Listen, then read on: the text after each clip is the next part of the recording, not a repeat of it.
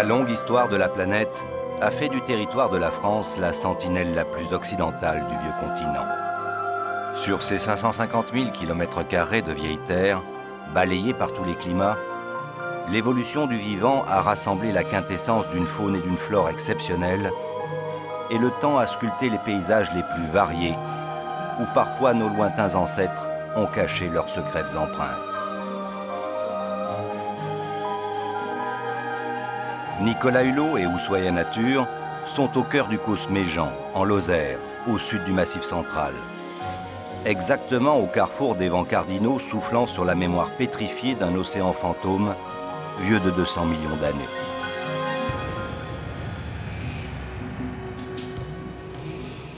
Dans cette formidable masse de sédiments, l'érosion a façonné une forteresse, gardienne du pays des grands causses dont l'accès se mérite.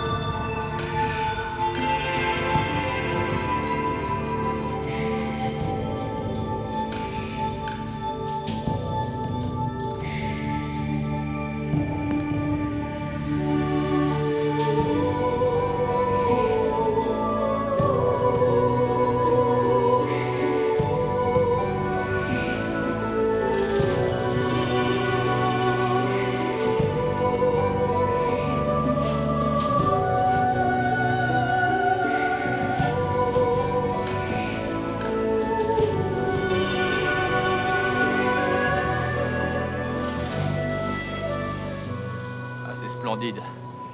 Il y a quelques vautours, probablement des vautours fauves et des vautours moines, qui planent tranquillement au-dessus des gorges de la Jonte.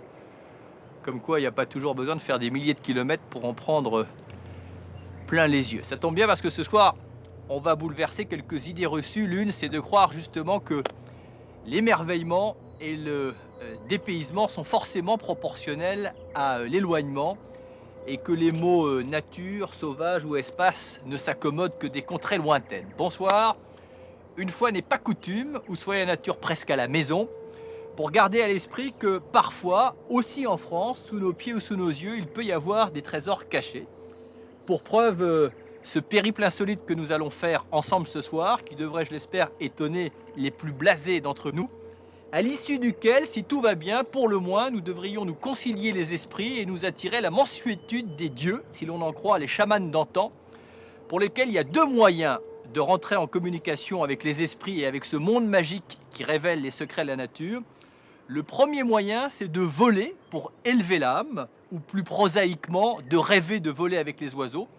Et le deuxième moyen, c'est d'aller dans les cavernes et de passer de l'autre côté des parois à travers ce que l'on appelle l'art pariétal. Ça tombe bien parce que ce soir, nous allons faire et l'un et l'autre. D'abord, en volant avec des oiseaux, et quels oiseaux? Des cygnes, des grues, des oies et des pélicans.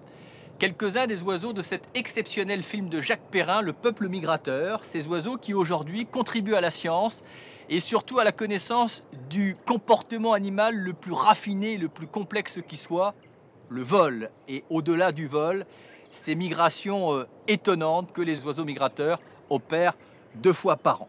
Ensuite, nous mettrons la tête sous terre dans ce prodigieux parc national des Cévennes, sous ce plateau calcaire des Causses, miné par les eaux depuis des millions d'années et de fait truffé de cavités toutes plus insolites les unes que les autres. Et on a l'impression d'ailleurs que dans certaines d'entre elles, le minéral essaie de mimer le végétal. Enfin, à l'issue d'un inventaire de notre faune sauvage évidemment assez incomplet mais étonnant, Le point d'orgue de notre parcours, ce sera l'exploration de la grotte Cosquer, du nom de son inventeur Henri Cosquer, qui l'a découverte par étapes à la fin des années 80. C'est un véritable joyau archéologique dont l'entrée, très scabreuse, est à 37 mètres de profondeur, au bout d'un boyau immergé de 170 mètres de long. C'est une grotte ornée d'un bestiaire le plus original qui soit, mais c'est surtout un sanctuaire d'art préhistorique qui recèle des témoignages laissés par nos plus lointains ancêtres, des témoignages intacts, à une époque où justement les hommes avaient une relation sacrée et chamanique avec la nature et plus particulièrement avec les animaux sauvages. Et ce qui est curieux et étonnant, c'est que quelques-uns de ces animaux qui figurent sur les parois de la grotte Cosquer, eh bien, on les trouve encore ici, dans ce parc national des Cévennes. C'est ce qu'on va voir maintenant.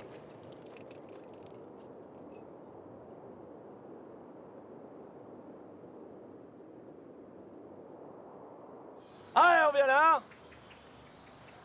Yannick Clerquin est spécialiste de biologie animale dans les milieux extrêmes. Allez, on vient là. Il a élevé ces pélicans blancs d'Afrique depuis leur sortie de l'œuf. Allez, bébé. Suivant la théorie mise en évidence par le biologiste Konrad Lorenz au milieu du siècle dernier, Allez. les oisillons se sont immédiatement identifiés au premier être vivant aperçu au sortir de leur coquille. Yannick Clerquin est désormais leur mentor, leur mère et leur seul guide, au sol et dans les airs. Allez, gros. Voilà, c'est bien ça. Lorsque les gros oiseaux pêcheurs prennent leur envol, jamais ils ne s'éloignent et reviennent toujours à l'appel de celui qui a marqué leur mémoire de manière indélébile. Tu fais ta tête de cochon, hein. Oui. Ces pélicans blancs d'Afrique font partie du millier d'oiseaux migrateurs imprégnés par les scientifiques pour devenir les acteurs choyés du film de Jacques Perrin. Un hymne cinématographique à la fabuleuse aventure du peuple ailé dans sa quête perpétuelle de lumière, de nourriture et de températures plus clémentes sur les 5 continents.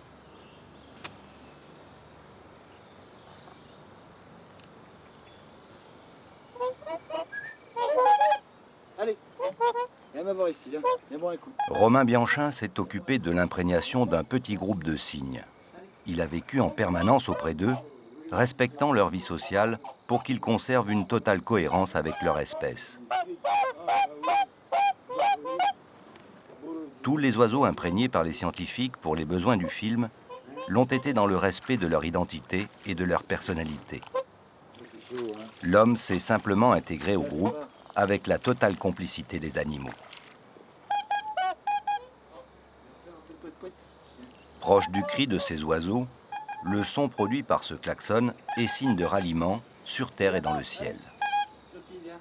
Allez, on va voler. Allez. Allez. Allez. C'est l'heure de la balade. Romain motive ses troupes de la voix et du geste, comme il l'a toujours fait depuis que les oiseaux ont appris avec lui à prendre leur envol.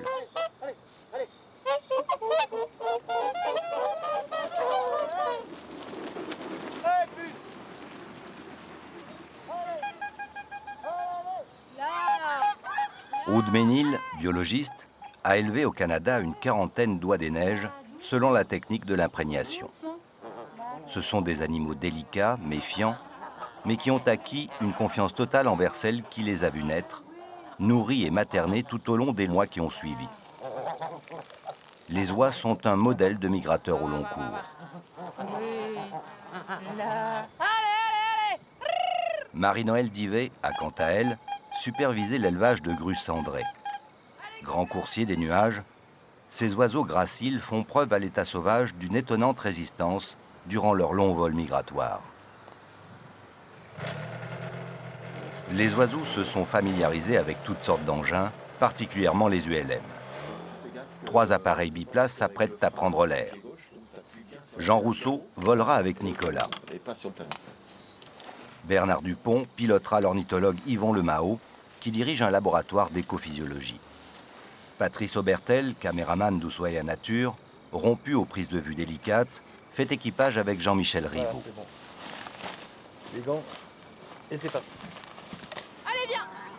L'ultra léger motorisé est le seul engin capable de voler avec ces oiseaux.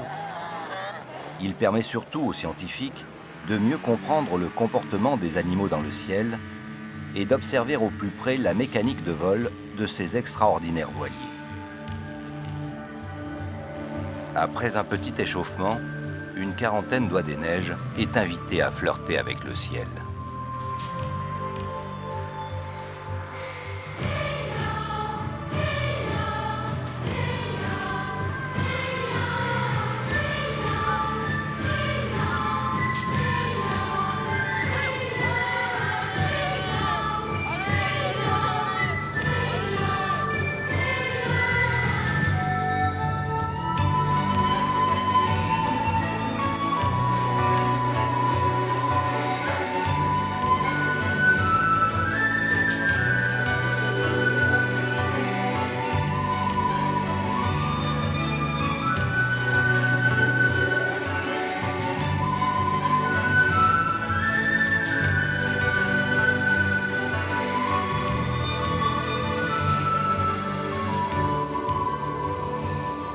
L'écophysiologie, science récente, tente de comprendre la façon dont les animaux gèrent les contraintes environnementales.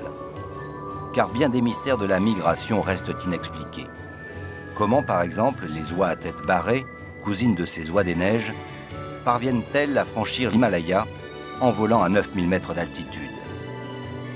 Pour survivre à ces hauteurs vertigineuses et à des températures proches de moins 50 degrés, les oiseaux disposeraient d'une hémoglobine spéciale délivrant plus d'oxygène dans leur sang.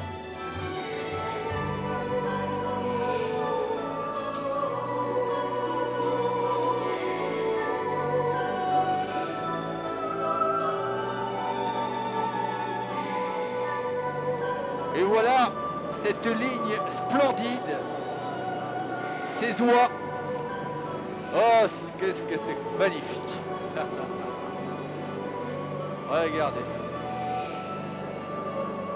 J'avais déjà nagé avec des dauphins, avec des baleines, mais voler avec des oies, ça c'est quand même...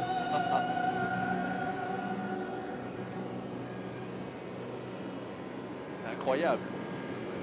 Incroyable.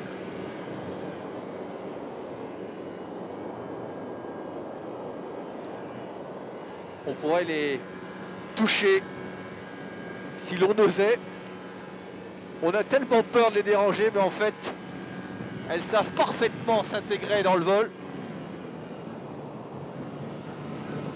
Rencontre avec ces oies des neiges qui sont pour l'instant sur l'aile droite d'Yvon Le Mahot.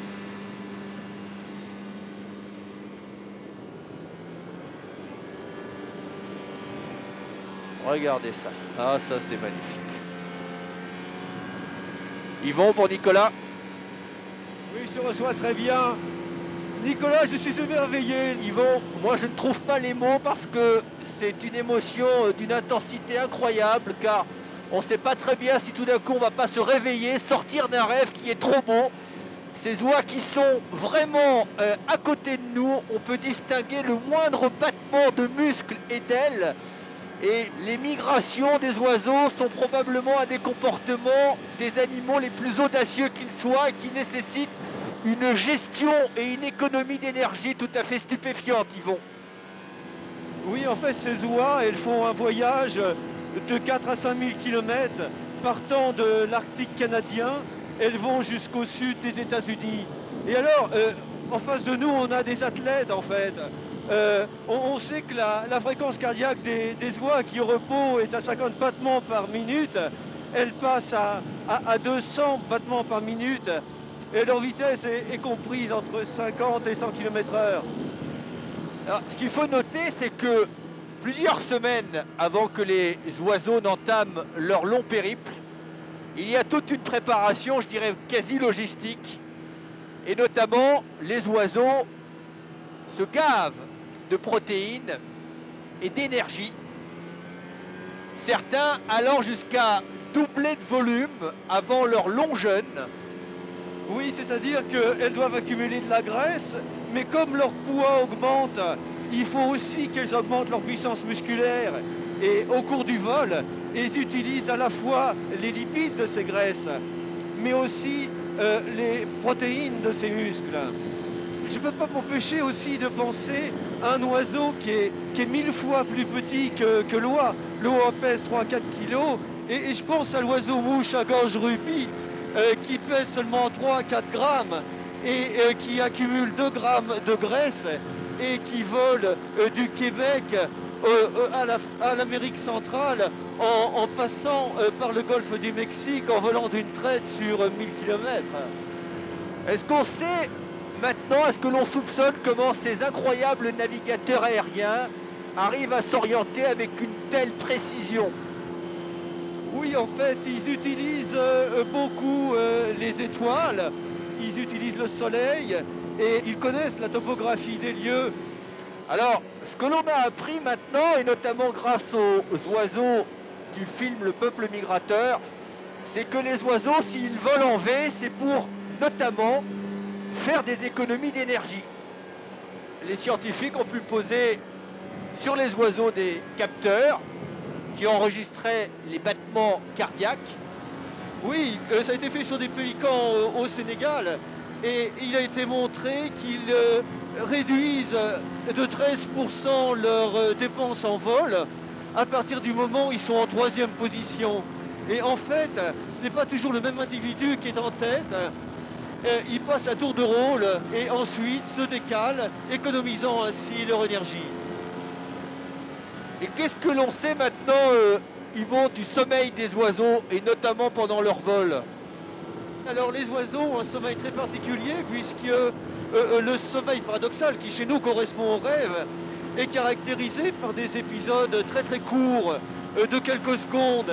Et on peut penser que c'est une adaptation qui est compatible avec le vol, car c'est le stade du sommeil dans lequel on est complètement coupé du monde extérieur. Et je crois que si le sommeil paradoxal ne dure que 4 ou 5 secondes chez l'oiseau, c'est parce que ça lui permet de dormir en vol.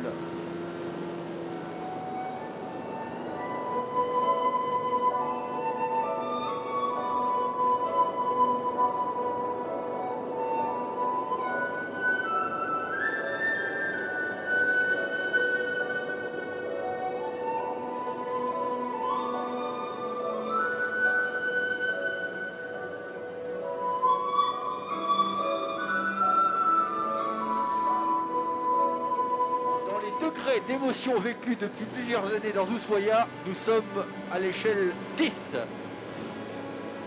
Et j'espère qu'avec nous, vous profitez de ces images et que certains esprits regarderont les oiseaux différemment et en tout cas plus comme une simple cible quand on pense que ces oiseaux migrateurs, souvent au terme de voyages pénibles, éprouvants, n'ont comme seule récompense de notre part qu'une vulgaire volée de plomb. C'est quand même très cher payé notre ignorance ou notre inconscience.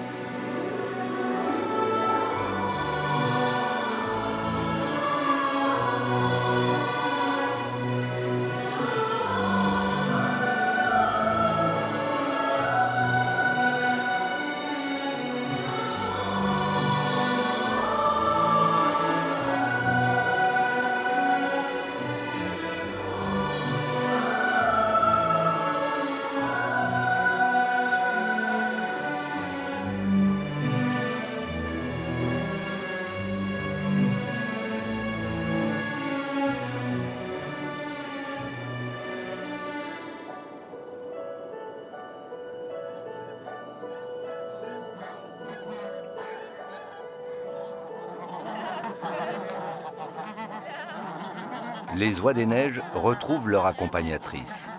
Aude Ménil connaît chacune d'elles par leur petit nom. Elle les félicite.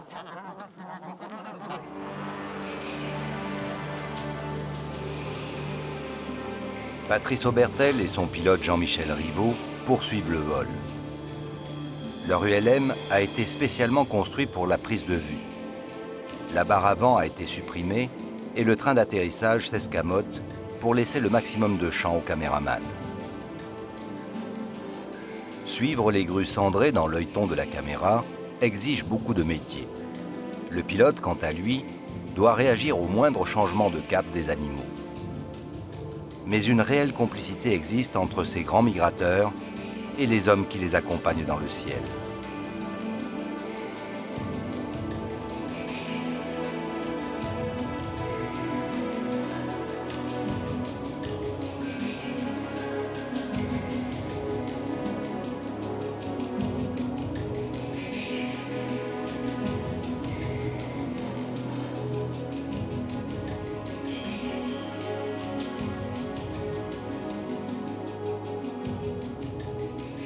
Jean Rousseau et Nicolas ont laissé Yvon le Mao et les oiseaux migrateurs. Ils quittent le Causse Méjean, passent au-dessus des gorges du Tarn pour atteindre le Causse des Bondons, où les attendent les spéléologues Richard Maire et Daniel André.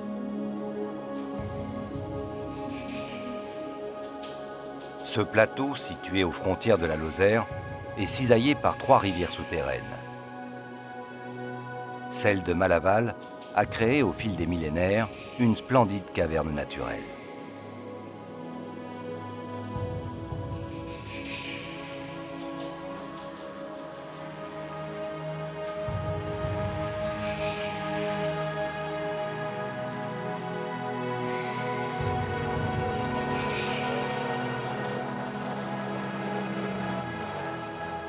Ah, salut Nicolas. Un peu de vent à l'atterrissage. Vraiment content de te revoir sur le Causse. Ça va Richard? Ouais. Bonjour. Bonjour, Daniel. Spéléo-lozérien bien connu et qui est, On est sur vos terres là? voilà, Oui, voilà, oui. explorateur de cette cavité fabuleuse de Malaval. Où est-ce qu'elle est la cavité? Sous nos pieds. Là, juste dessous? Ouais, 100 mètres sous terre. Par contre, l'entrée, elle est dans le ravin, là, donc on va y aller. C'est une cavité qui a été découverte en quelle année? En 1899, Ah oui. exploré en 47, c'est Tomatos. D'accord. Ah, mais il est un peu trop modeste, il ne nous dit pas ce que c'est Malaval. Ah, Malaval. C'est un des joyaux du monde souterrain, mais pas seulement de France, du monde entier. Il y a des cristallisations d'aragonite uniques par leur ampleur et par leur quantité. Une merveille Ce qui est souterraine. bien dans votre région, c'est que c'est beau au-dessus Et au-dessous. et c'est beau en dessous. Voilà. Qui permet Et ce qui est original, Nicolas, c'est qu'on est juste au contact des granites du Massif central et Ah des oui. calcaires des Causses. On est vraiment à la frontière. Oui, on est dans la contre-escarpe du massif Absolument. central. ici. Et l'eau qui coule sur les terrains perméables, là, s'infiltre et creuse les cavités. Et là, on est sur des millions d'années de sédiments Ah, marins. là, hein. ceux-là, ils ont 200 millions d'années. Ouais. Et la grotte qu'on va visiter, elle a peut-être 1 million d'années. Et les concrétions, elles, se sont formées au cours de l'ère quaternaire. Je vous On y suis. va Allez. Allez, Bon Salut temps, Jean. ça.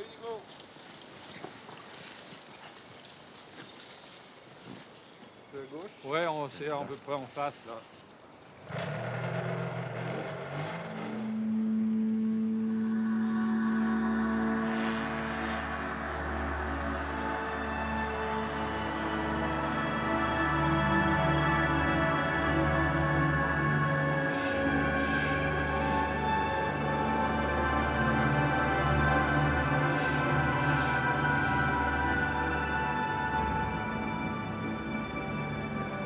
Paradis des spéléologues, les grands causses lozériens n'ont pas usurpé leur surnom de terre des cavernes. Le massif est un véritable gruyère. Plus de 1400 cavités ont été répertoriées. Mais d'innombrables petites bouches inaccessibles peuvent masquer autant de cathédrales souterraines. Leur découverte sera peut-être un jour le fait du hasard.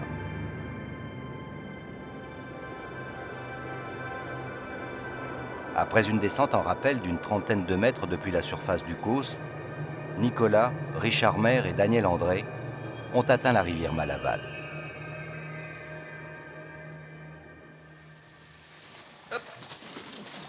Bon, je vous laisse là. Ok, Et donc, je te rappelle, c'est les blanches. on va aux blanches. Moi, je vais nettoyer des excentriques bleus. D'accord. Et on se retrouve ce soir. Ok, Hein à plus. Allez, Bon, ciao. allez, bonne balade. Vas-y, Richard, je te suis. Ouais. On suit la rivière? Allez, Nicolas, on se lance dans Malaval et ses méandres. Ah, Nicolas, on va se faire une partie de bateau, là. Il y a même un port sous Oh terre. là, Allez. il y a vraiment juste la place. Allez.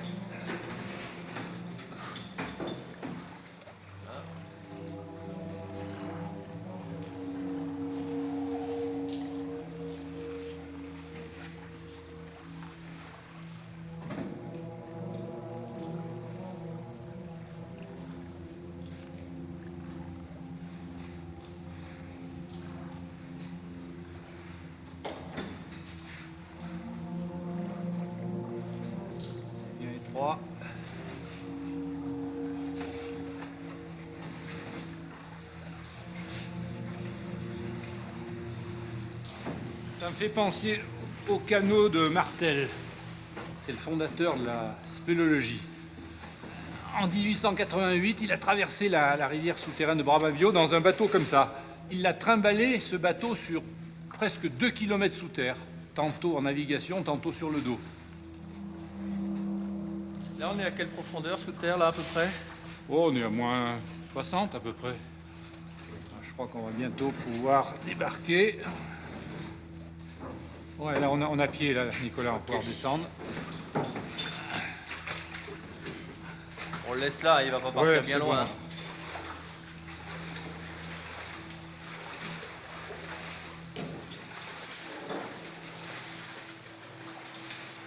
Ah bah, c'est vraiment super par là.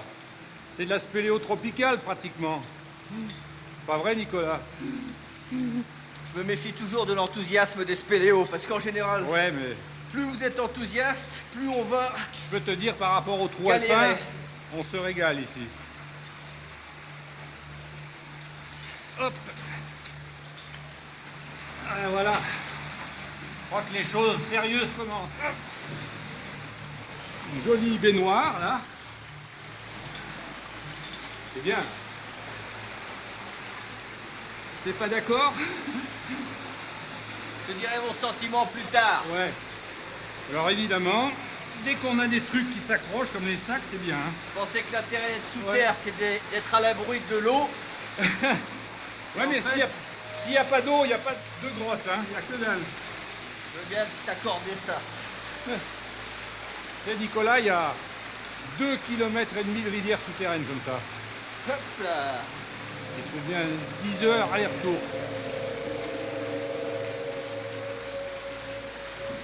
Histoire de t'encourager. Allez.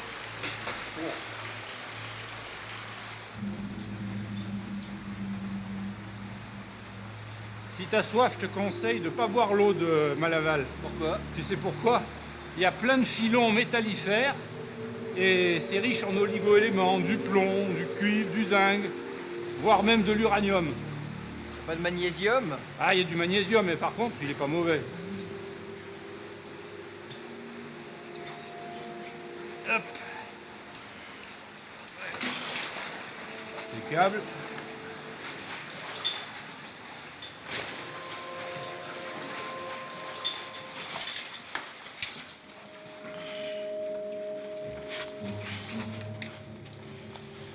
Là, on arrive dans le sanctuaire. Là. Ça, c'est d'une blancheur incroyable. Je vais laisser le sac parce que maintenant ça s'annonce fragile. Hein. Vaut mieux laisser le matos par là. Vas-y, je te suis.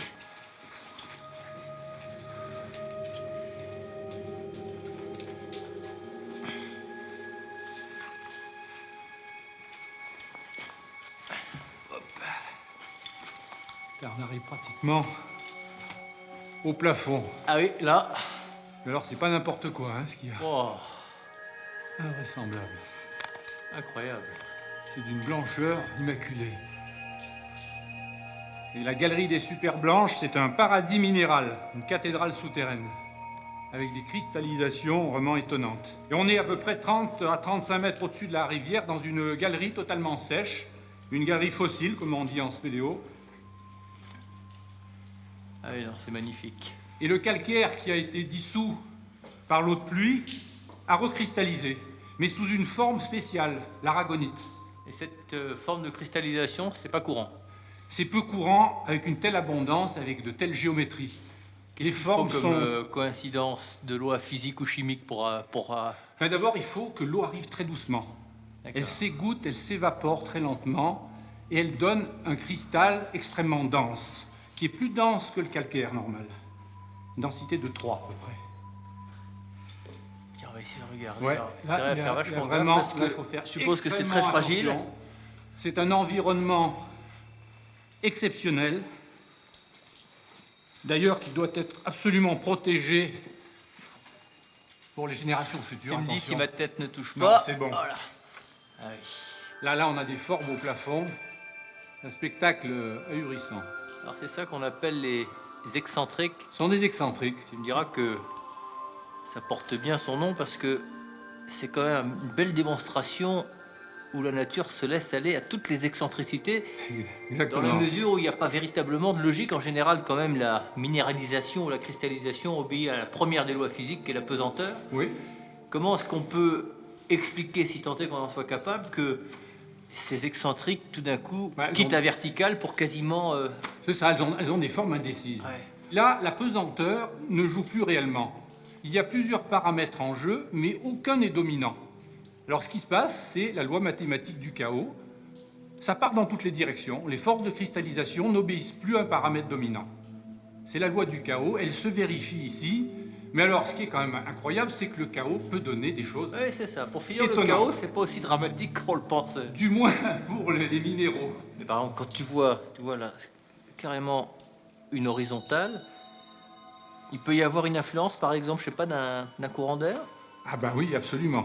Là, cette fois, il y a un paramètre dominant. Et le courant d'air a obligé la cristallisation à pousser horizontalement. Or, cette fois, ce n'est plus la loi du chaos. Il y a quelqu'un qui commande, et ici, c'est le courant d'air. Alors pourquoi là et pas là alors? Alors là, ça dépend des endroits, mais bon, il y a beaucoup de mystères. Hein. Ouais. Magnifique.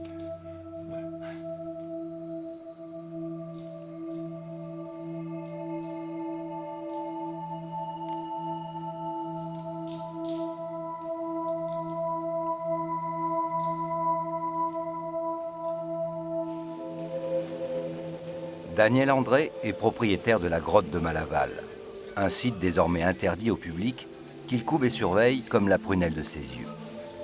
Il met toute son énergie pour gommer les outrages non pas du temps, mais du passage des hommes lorsqu'une partie de la caverne était exploitée pour son minerai. Aidé de ses amis spéléologues, il nettoie méticuleusement chaque concrétion à l'aide d'un jet basse pression d'eau pure ou acidulée. Le va-et-vient des employés de la mine a duré près d'un siècle. Même s'ils ont respecté les formations calcaires, ils n'ont pu éviter d'éclabousser ou de poser leurs mains souillées d'argile sur les parties basses des stalagmites et stalactites de la grotte. Redonner leur lustre original à ces sculptures minérales est un travail de longue haleine que Daniel André compte bien mener à terme.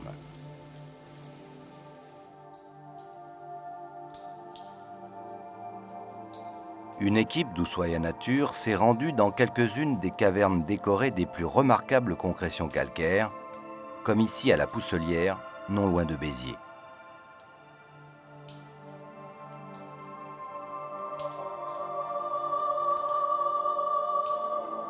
Angle d'inclinaison du plafond de la grotte, débit des infiltrations, nature des roches traversées, courant d'air, déterminent la forme et la couleur des concrétions. Ces majestueuses colonnes en forme d'assiette empilée sont l'une des curiosités du célèbre Avennes-Armand, situé en Lozère. Dans la grotte d'Argilan, le calcaire s'est lentement déposé pour former de larges draperies colorées. Il suffit d'un courant d'air à peine perceptible pour modifier le cheminement de la goutte d'eau et donc l'architecture des concrétions. Pression atmosphérique, concentration en gaz carbonique, variation de température, les paramètres déterminants et surtout leurs combinaisons sont quasiment infinis. Au-delà de leur beauté, ces excroissances calcaires sont la mémoire climatique de la Terre depuis des milliers d'années. Richard Mer et Nicolas sont maintenant dans une caverne appartenant à Armand Pralon, l'incroyable grotte à Mélino. Il faut se mettre à la place des premiers explorateurs. Là. C'est Daniel André et Serge Gaillac en novembre 80. Après 7 heures de désobstruction, Fais gaffe à ta gauche. ouais, dans des passages étroits, ils sont tombés dans ce sanctuaire souterrain, la grotte à Mélino. Fais attention, c'est assez instable. Je te préviens, j'espère que ça vaut le coup, hein. Sinon, tu vas m'entendre.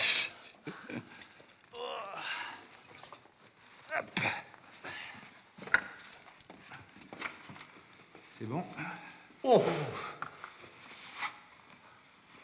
Ah, c'est inouï. ah oui, là, on en prend plein les yeux, là.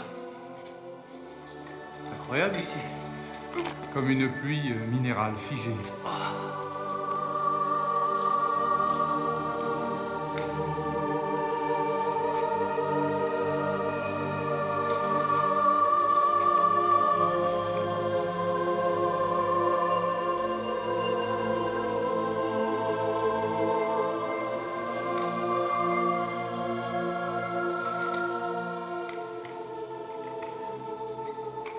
essayer de faire les gestes les plus doux possibles. Oui. Monsieur Pralon, le propriétaire, me disait que quelquefois, par son propre déplacement, on peut créer un mouvement d'air et provoquer une véritable catastrophe. C'est sûr.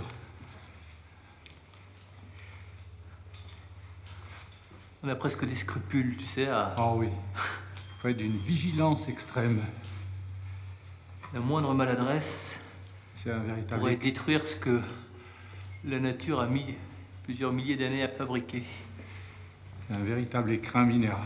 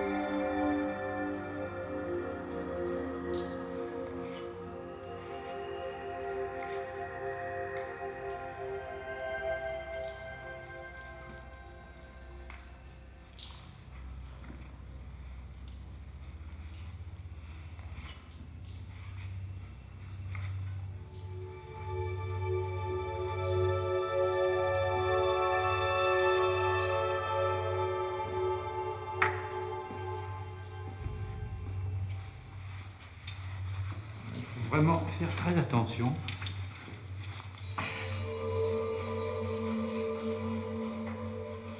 Cette grotte qui est totalement sèche, en fait les spéléologues ils appellent ça des grottes fossiles, mais il a fallu qu'elle soit creusée par une rivière souterraine. Et cette rivière souterraine aujourd'hui, eh ben, elle coule, mais elle coule beaucoup plus bas. Elle coule sous le niveau de la jonte. Mais depuis, la montagne s'est soulevée, et on se retrouve donc dans un vieux tronçon isolé du reste.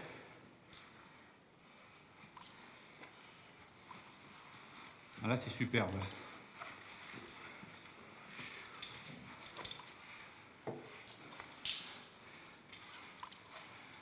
T'es à la On voit. minéralisation qui continue tranquillement devant nous. Ouais, et là, se forme pratiquement à vue d'œil. L'égouttement est assez rapide, et c'est pour cette raison qu'on a une stalagmite massive. Et dis-moi, les petites fistuleuses, si on prenait des débris par terre, qu'on soufflait dedans, c'est creux à l'intérieur? Ah, complètement creux. C'est Vraiment un tube. Tube de 4-5 mm de diamètre avec des parois extrêmement fines. Et par transparence, on voit le trajet des gouttes d'eau. Elles sont séparées par des vides d'air.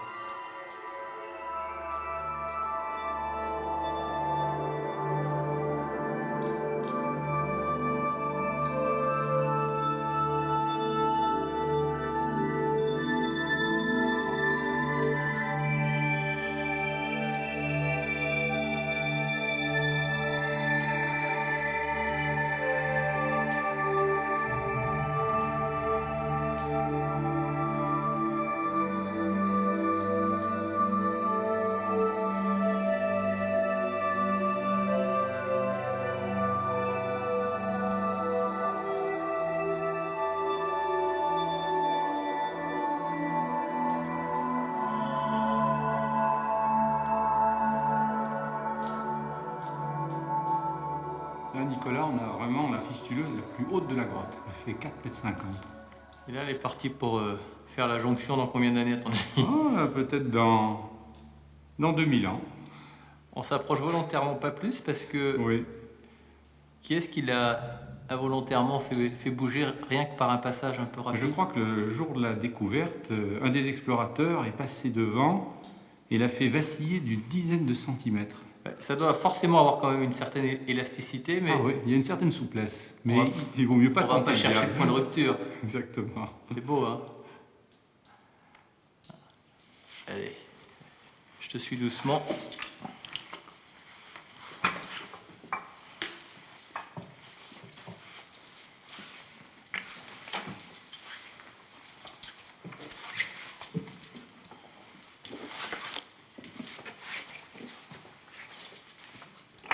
Ah, c'est quand même assez démentiel. Ah, c'est incroyable.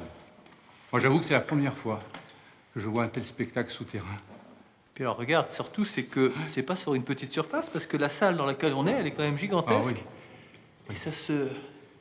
Il y en a des milliers. Ce qui est assez exceptionnel, c'est que par rapport à ce qu'on a vu tout à l'heure, Oui. là, on sent que tout ce mécanisme obéit à un maître absolu, la pesanteur. Hein, c'est Ouais. l'éloge de la verticale. Et alors un défi absolu à l'équilibre. Tu vois par exemple cette stalagmite qui est en équilibre sur 1 cm². Et en fait, cette pesanteur est perturbée par aucun courant d'air. On est véritablement dans un isolat, une sorte de cathédrale souterraine. Parce que si on avait du vent, parce que ça arrive souvent sous terre qu'on ait du vent, il n'y a pas de telle formation aussi verticale. Ah, explique-moi, comment se fait-il que par moment, la minéralisation choisisse de faire des stalactites et des stalagmites conventionnels, c'est-à-dire bien Oui. ventrus, quitte à se joindre comme ici, Oui. et puis par moment, donc, juste ces petits tubes. Mais c'est une question de débit. Si l'égouttement est rapide, on a la formation classique de stalactites et de stalagmites. Si le débit est plus lent, la goutte d'eau perle au plafond et demeure pendant une demi-heure, 1 heure avant de tomber. Et elle a le temps de cristalliser en faisant un petit anneau. Et ces anneaux successifs s'emboîtent verticalement. En fait, ces stalactites fistuleuses, on dit qu'elles sont monocristalliles. C'est comme si c'était un grand cristal qui s'allonge dans le sens vertical. Et chaque anneau correspond à une période précise? Alors, si on regarde de très près, on voit effectivement des cernes de croissance, comme pour les arbres. Mais qui permettent des datations... Ah, on peut, dans la mesure où cette concrétion se forme aujourd'hui, on démarre de la base, Ouais. il suffit de compter et on remonte dans le temps. On fait un voyage dans le temps et on peut remonter sur 10 000 ans, 10-15 000 ans. Un véritable calendrier naturel. Tu vois, ce qui est très émouvant, c'est de se dire que tout ça s'est évidemment opéré sur des milliers d'années à l'abri des regards, et que la destinée, c'était normalement de rester à l'abri de ce regard, et que jamais la lumière ne vienne révéler ce spectacle. Et il a fallu cette découverte récente pour que tout d'un coup, justement, cette blancheur... Alors, on est des privilégiés. Ah oui, oui. C'est un patrimoine exceptionnel et on comprend qu'on doit le préserver.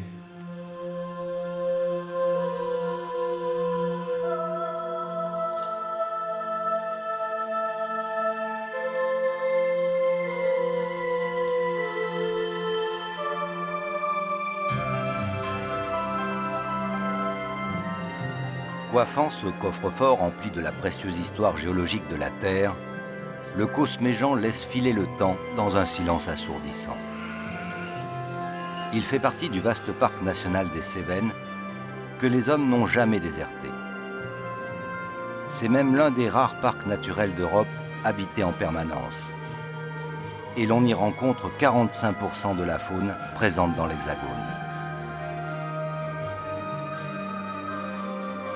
La cohabitation entre les Kousnards et leur environnement totalement préservé est aujourd'hui exemplaire à plus d'un titre. C'est surtout l'unique région de France où la biodiversité augmente de façon naturelle. Cela n'a pas toujours été le cas. Tout près du village de Castelbouc, les gorges de la Jonte semblent avoir englouti le plancher des moutons et des hommes entre leurs immenses falaises blanches et grises.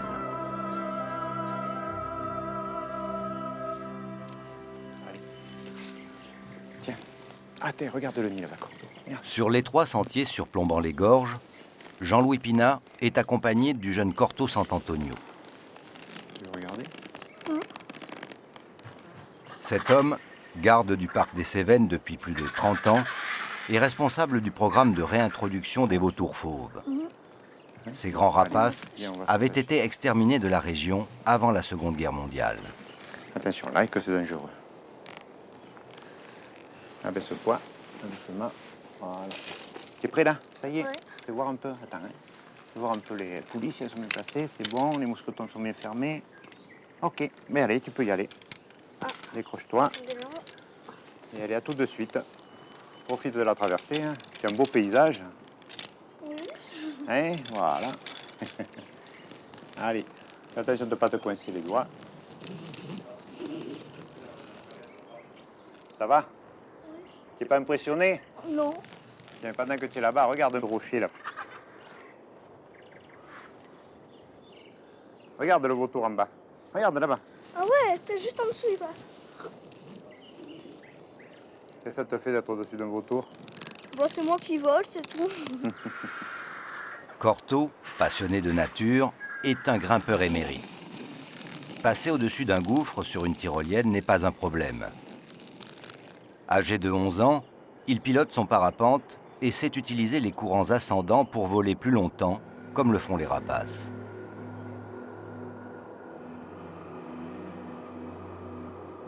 Le vautour fauve revient de loin. Dans les années 70, quelques amoureux de ce rapace croient en sa réimplantation dans les gorges de la Jonte. Après plusieurs tentatives, 5 couples décideront enfin de faire leur nid dans les falaises. Plus de 600 individus colonisent aujourd'hui les gorges de la Jonte, mais aussi celles du Tarn. La nourriture ne manque pas pour ce strict charognard. Les éleveurs de la région déposent régulièrement des carcasses à leur intention dans une demi-douzaine de charniers. Vient alors pour les vautours le temps de la curée.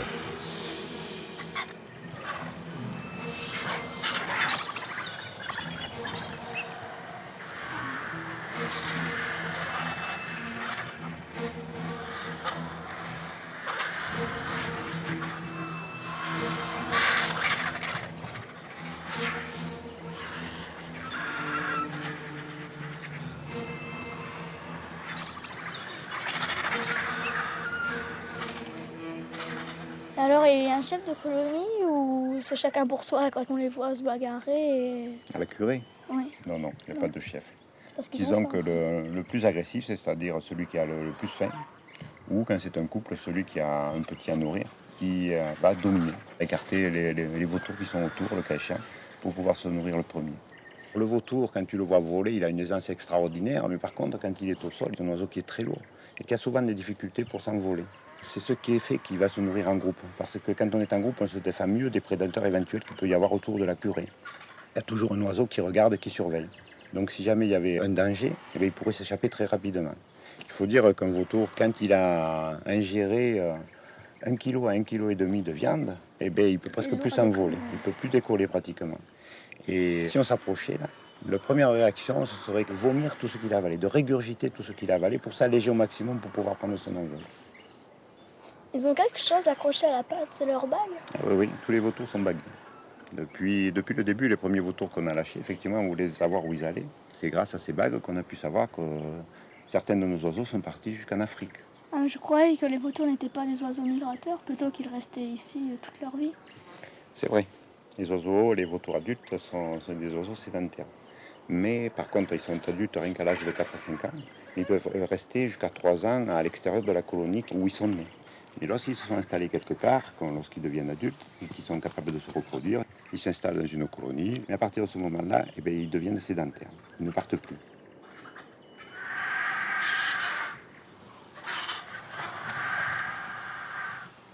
Ils se nourrissent que de bêtes mortes. Voilà, ils ne se nourrissent que de cadavres. C'est sympathique ça.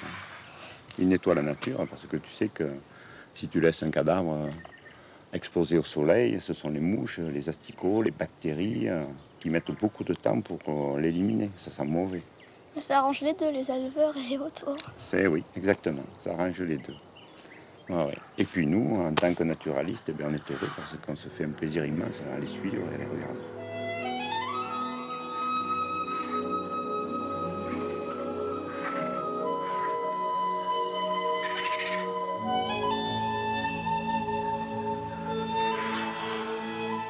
Portés par les courants ascendants, les vautours s'élèvent jusqu'à de hautes altitudes.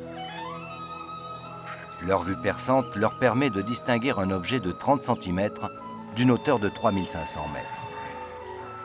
Jamais ils ne s'attaquent à une proie vivante. Lorsque les puissants vautours moines, autre espèce réintroduite avec succès, s'invitent au festin, la tension monte sur le charnier.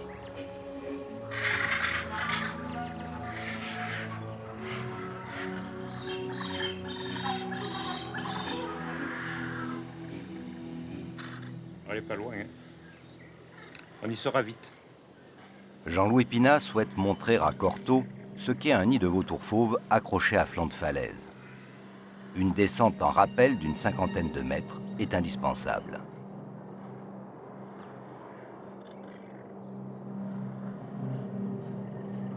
C'est bon, j'y suis. Bon, ok, je te suis.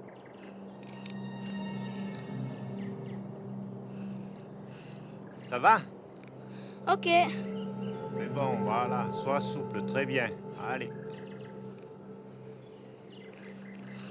Voilà, détache bien tes pieds de la paroi quand tu fais des pas parce que tu risques de faire tomber des cailloux. Super. Ça y est, te voilà arrivé. Le nid de vautours. C'est magnifique. Les vautours, ils nichent pas n'importe où. Mm. D'une part, tu as vu, ils nichent dans les grandes falaises. Hein. Comme ici, une grande vire, plate, protégée par des surplombs. Comme ça, les oiseaux sont tranquilles. Hein, ils ne reçoivent pas la pluie sur le dos. C'est les parents qui apprennent à voler au vautour. Ah non, non, ses parents ne lui apprennent pas à voler. Il est obligé de partir tout seul. Et ça, c'est une des grandes peurs de sa vie. Peut-être la plus grande peur de sa vie. On les voit, ils n'osent pas se lancer. Ils font toujours exprès ou pas? Ou des fois... Ah, c'est pas toujours évident. Quelquefois, ils sont bousculés par les courants thermiques. Et là, ils partent dans le vide sans le vouloir. Jean-Louis, c'est vrai qu'il y a très longtemps, les vautours étaient des dinosaures et que leurs plumes étaient des écailles. Les oiseaux descendent effectivement de reptiles, d'un petit dinosaure qui vivait il y a 140 à 150 millions d'années et qui se déplaçait sur les pattes postérieures. Il a lentement évolué vers le vol et ses écailles sont transformées petit à petit en plumes. Des plumes que tu trouves ici d'ailleurs sur l'air, tu vois, comme cette petite plume là. Alors, il faut dire que les plumes sont beaucoup plus sophistiquées que c'est qu'une écaille.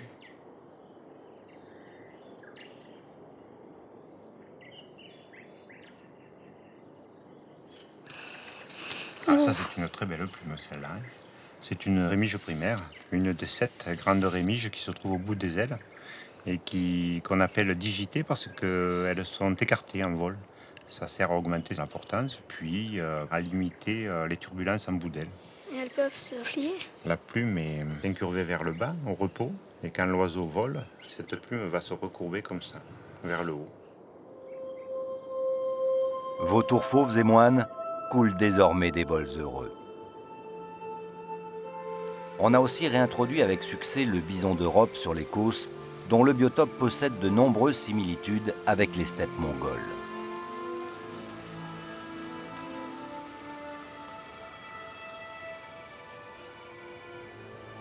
Sur le Causse Méjean, un domaine de 400 hectares est réservé pour la sauvegarde dans des conditions naturelles du dernier cheval sauvage, le Przewalski. Cet équidé robuste, à la crinière hérissée, possède 66 chromosomes, 2 de plus que le cheval domestique.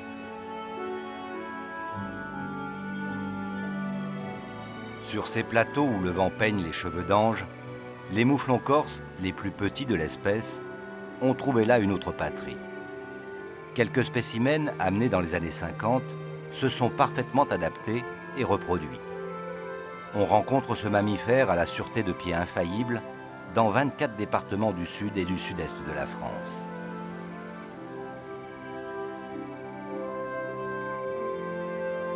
Pour clore cette leçon de nature dans le splendide et sauvage parc des Cévennes, Jean-Louis Pinat veut montrer et faire écouter à Cortot le chant d'amour du cerf élaphe.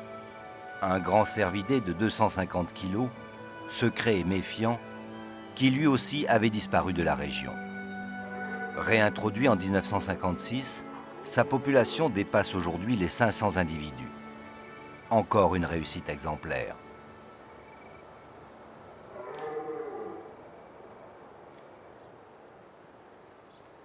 Pour approcher ce grand mâle, particulièrement aux aguets lors de la saison du brame, il faut impérativement se placer contre le vent et savoir patienter jusqu'à la tombée de la nuit. Ah bien, on va s'arrêter là, Cortot. Ne va pas plus loin. Alors, tu sais pourquoi ils viennent bramer le cerf ici? Non. Parce que les biches sont des ruminants. Elles viennent se nourrir souvent à la tombée de la nuit. Et les cerfs les suivent. Et c'est là, la plupart du temps, que se passe l'accouplement et que les cerfs y brament. Ils poussent ce cri très fort, très puissant. Et comment on va pouvoir les voir alors les cerfs s'il fait sombre? J'ai amené une caméra thermique, un appareil qui capte la chaleur du corps des animaux. Attends, je vais regarder la vitesse. Bon, je vais faire un tour d'horizon pour voir un peu s'il y a quelque chose. T'as entendu quelque chose? Oui. Plus haut là-haut? Ouais. Ah, attends. Là-haut? Par là-haut? Ah oui, ça y est, ça y est. Oui, oui, c'est bien. Ils sont combien? Ah, il y a 2 biches qui sortent.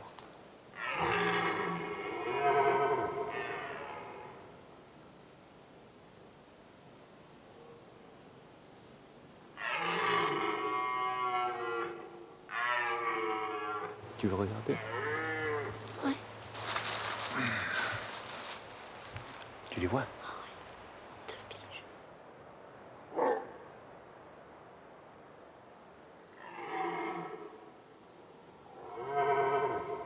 Tiens pas comment c'est beau. Tiens pas un secret. Viens là. Oui. C'est impressionnant. Tu avais déjà entendu ça? Non, jamais.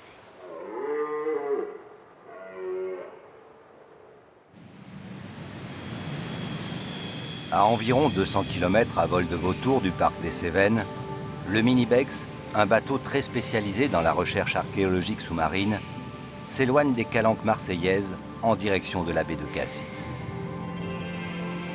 Ce bâtiment appartient à la Comex, une société pionnière dans l'ingénierie sous-marine, la technologie et les interventions humaines ou robotisées en grande profondeur.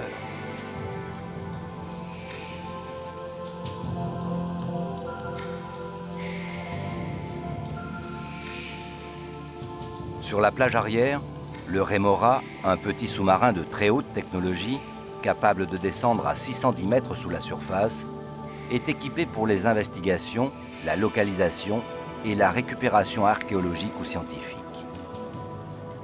Henri Germain Delauze, fondateur et président de la Comex, s'installe aux commandes.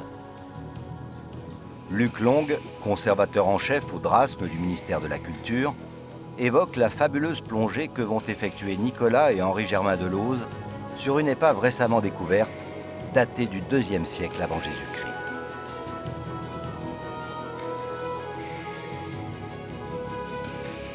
Les fonds de la Grande Bleue sont décidément très loin d'avoir livré tous leurs trésors cachés.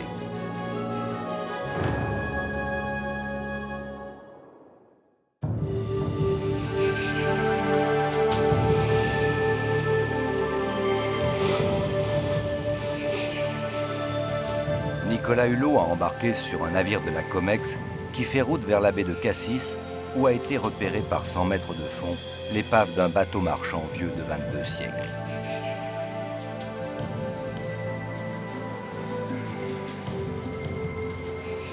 Des mains expérimentées manœuvrent le portique. Plus la mer est formée, plus l'opération, supervisée par le chef sous-marinier Popov, s'avère délicate. La moindre erreur peut endommager le bathyscaphe.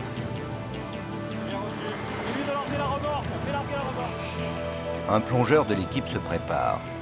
Il lui faudra désarrimer le Remora et effectuer une dernière checklist des principaux attributs extérieurs du sous-marin.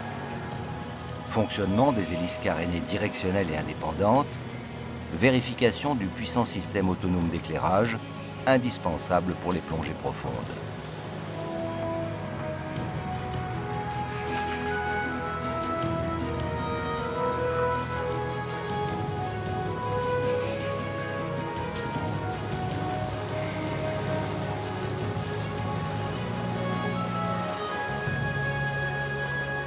Le Remora possède une autonomie d'une 60aine d'heures. La bulle climatisée et pressurisée offre des conditions optimales de confort, de sécurité et de visibilité pour ses 2 passagers.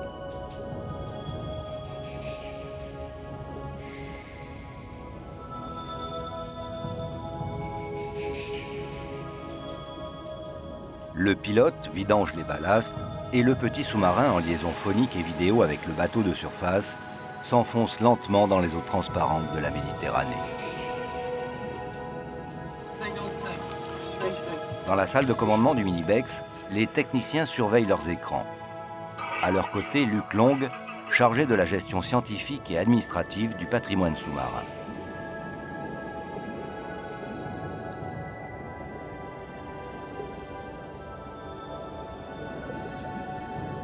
À l'aide d'un simple joystick, le fondateur de la Comex pilote l'engin du bout des doigts.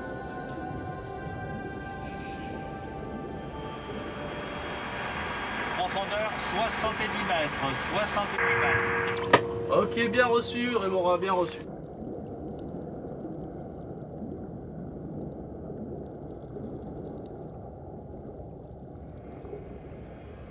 Oh, incroyable poisson-lune. Ça alors là, mon vieux, Ah, comme il est beau. extraordinaire. Ça, c'est une rencontre quand même totalement inattendue. Ah oui, c'est bon signe. C'est fou. C'est le gardien de l'épave. Oui, c'est le gardien. La dernière fois, il n'y était pas, j'étais très étonné. En surface, on prépare l'immersion du ROV, un robot filaire télécommandé équipé de caméras. Il est le complément indispensable au travail du Rémora. L'archéologie sous la mer, à des profondeurs où la plongée autonome s'avère impossible, nécessite l'emploi d'engins ultra spécialisés. Pour info, le ROV est à l'eau. Le ROV est à l'eau. La position du Rémora, contrôlée par satellite, est alignée sur celle de l'épave dont les coordonnées précises ont été relevées précédemment. Posé à 100 mètres sous la surface de la Méditerranée, changement radical d'atmosphère et de lumière, du bon usage de la technologie pour remonter dans le temps. Le Rémora, cette petite bulle excessivement confortable qui se déplace d'une manière très discrète et délicate, sans jamais toucher la moindre renfort, et puis ce robot piloté de la surface. Voilà, de Minibex, pouvez-vous descendre de 1 mètre?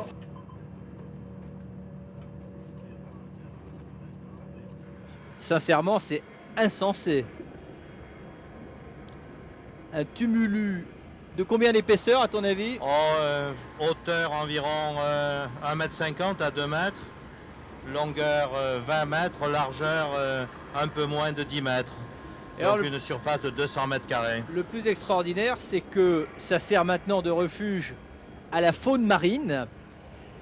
On a l'impression que pratiquement chaque amphore est habité d'un congre ou d'une murène. Il y a des pieuvres et des homards dans tous les coins. Petit îlot comme ça de vie à 100 mètres de profondeur. Vous avez visité des épaves jusqu'à quelle profondeur avec le Rémora? Avec le Rémora, voyons, la plus belle qu'on ait trouvée, c'est dans les 450 mètres. Regarde les belles langoustes.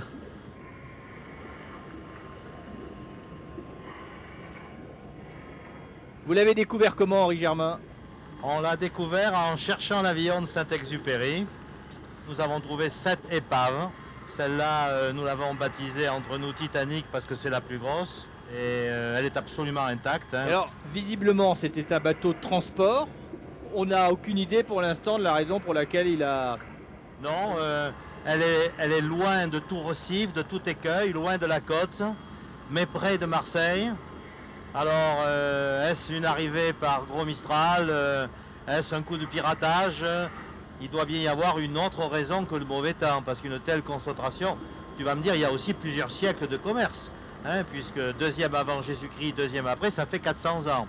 Alors cette épave, ça fait pratiquement une épave tous les 50 ans. C'est pas énorme. C'est raisonnable.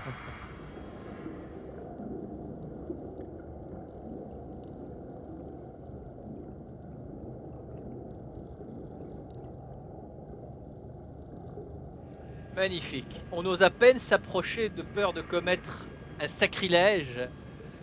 Ce trésor épargné par le temps, témoignage d'une époque où la navigation était excessivement intense sur les côtes de l'ancienne Gaule. On fait un petit tour? Oui, allez. Je vais essayer d'appeler Luc pendant ce temps. Surface pour Nicolas. Ouais, Nicolas, je te reçois, à toi. Luc, qu'est-ce que l'on connaît aujourd'hui de l'histoire de ce bateau? Par la forme des amphores qui constituent le chargement, il s'agit sans doute d'un naufrage d'un navire qui transportait du vin et qui s'est produit vers la fin du IIe siècle avant Jésus-Christ. Visiblement, le bateau contient plusieurs milliers d'amphores, au moins 2000 amphores, mais ça c'est simplement ce qu'on a vu sur les images du tumulus de surface. On ne peut pas savoir combien de couches il existe encore dans le sable, je dirais. Il est clair que les structures du bateau, et peut-être les vestiges des marins, doivent exister sous le sable, ce qui engagerait bien sûr pour les archéologues un chantier important, surtout à cette profondeur-là. Dis-moi Luc, est-ce que pour toi c'est une épave exceptionnelle, trouver des amphores aussi bien conservés, ou c'est quelque chose de courant pour toi? Le chargement en soi n'est pas exceptionnel. Ce qu'il est sans doute, c'est la qualité de conservation du site, puisqu'il est effectivement profond et qu'en conséquence, il n'a pas eu de dégradation particulière qui serait l'œuvre de son principal prédateur, qui est l'homme en général, soit par le pillage que les plongeurs ont pu exercer sur des épaves moins profondes, soit par la dégradation qui est liée au chalutage sur des épaves à cette profondeur habituellement. Donc là, on a affaire à une épave qui est très très bien conservée, où tous les objets sont encore en place, et ça, effectivement, c'est exceptionnel et ça n'a pas de prix pour les archéologues. À toi. C'était des bateaux qui naviguaient à vue ou qui avaient déjà des instruments de navigation? Pour l'essentiel, ils naviguaient en bordure des côtes, c'est-à-dire à vue des côtes, qui leur servaient effectivement de repère.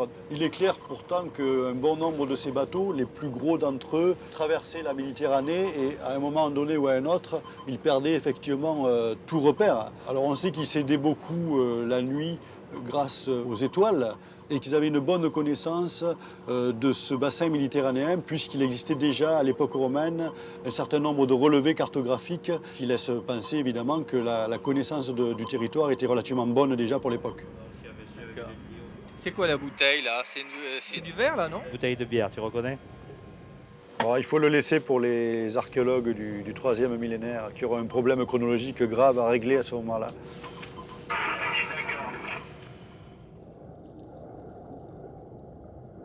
Ouais, message pour Nicolas. Il faudrait voir peut-être si toutes les amphores du chargement, comme je le pense, mais encore faut-il le vérifier, sont bien standardisées. Je proposerais que tu en prélèves 2 au moins pour qu'on puisse effectivement établir des comparaisons. À toi. Ok, bien reçu. On va s'approcher du tumulus au contact et on va tâcher de te choisir 2 amphores distinctes. Et 2 belles. Et 2 belles. Après avoir idéalement placé le submersible à quelques dizaines de centimètres des amphores, le pilote déploie le bras robotisé équipé d'une puissante ventouse. Henri Germain Delauze manœuvre de main de maître dans ce décor irréel violemment éclairé par les projecteurs. Quelques minutes suffisent pour déposer dans un panier, avec les égards qui lui sont dus, la vieille dame de céramique noyée depuis 2200 ans.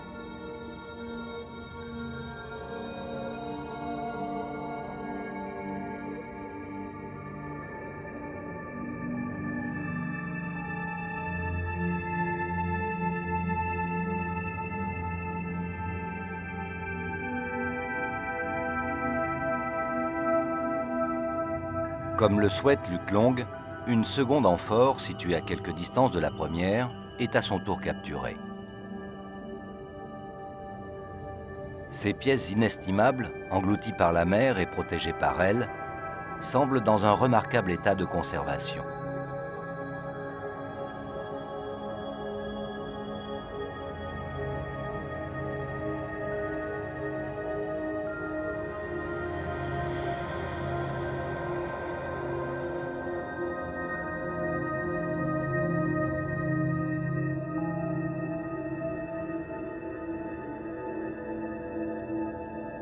Encore quelques minutes, et les 2 amphores reverront la lumière du jour après un sommeil durant lequel l'humanité a subi bien des bouleversements.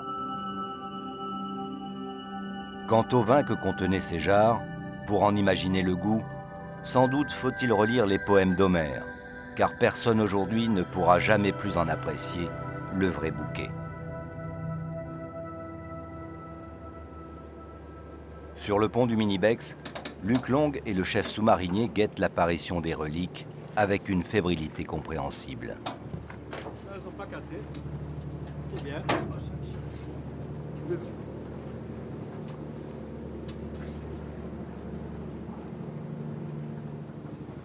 vais être en place.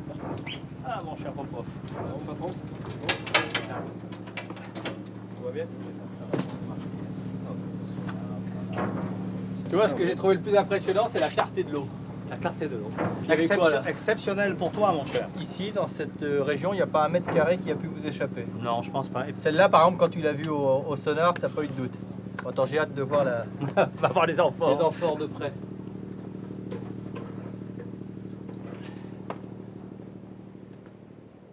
Tu vois, Henri Germain m'avait prévenu qu'à travers la vitre, on voyait les choses beaucoup plus petites. C'est très grand, je voyais pas ça du tout aussi grand. Ça fait quelle taille à peu Ça près? fait près d'un mètre, hein, en fait. Et ça pèse combien, ça? Ouais, elles font 30-35 kilos, Ah oui. vide. Et pour un Pour volume de un combien? volume de celle-ci doit faire 20 litres. Et la contenance va se fixer dans les années qui vont suivre, à cette époque, autour de 26 litres maximum. Ah oui, ce qui fait que rempli, ça faisait ses 60 kilos sans problème. Voilà. Ça a été une unité de mesure. Oui, alors lorsqu'on arrive à 26 litres, c'est effectivement l'amphora qui ne désigne pas seulement pour les Romains l'objet en terre cuite, mais aussi une unité de jauge. Donc on va dire un bateau de 300 amphoras, etc. Et c'est curieux puisque c'est le tonneau qui remplacera l'amphore et qui continue aujourd'hui encore à servir de jauge pour les bateaux. C'était les deux amphores que tu voulais? Tout à fait, alors c'est bien justement que tu aies prélevé deux puisqu'on se rend compte qu'elles sont différentes. Alors c'est la même signature, hein, c'est le même atelier, on le voit à la corolle, là, la lèvre en fait, qui est absolument identique. Ça c'est la facture du fabricant. à Oui, peu c'est près. ça.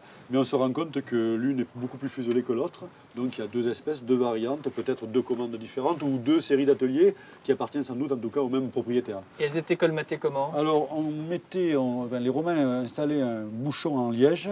Alors on a retrouvé un fragment, lorsqu'on a vidé les amphores tout à l'heure. Ça là? Voilà, il reste un petit quart, je dirais, du bouchon en liège qui était donc installé en force à l'intérieur et qui était recouvert ensuite par un ciment de puzzolane, de chaux, qui servait donc de ciment et sur lequel d'ailleurs le négociant, qui n'est pas toujours le fabricant, pouvait imprimer sa marque.